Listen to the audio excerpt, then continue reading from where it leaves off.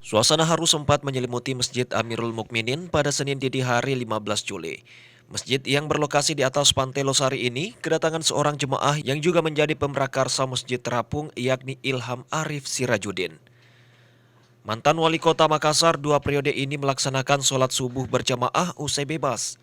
Ia sempat meneteskan air mata saat memberi sambutan. Dalam sambutannya, Iyas menyampaikan kesedihannya karena harus berpisah selama 4 tahun dengan keluarga dan juga rasa terima kasih kepada istri dan anak-anaknya, serta masyarakat yang sampai saat ini masih mendukung dirinya. Istri ada besar 4 tahun saya harus berpisah dan mereka semua cukup kuat dan sekarang.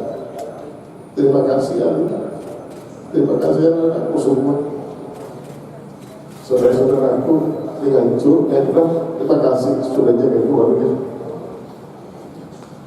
Cuma itu yang menjadi selalu dikatakan emosional saya, berat rasanya, tetapi alhamdulillah Tuhan memang sangat adil. Ya, saya mengalami proses ini, tetapi dia mempersembahkan surga yang terbaik dari keluarga saya.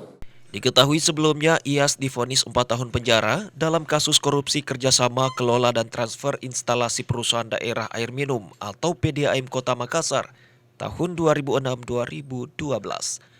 Andika Permana Putra, Fajar TV dan Fajar Radio melaporkan.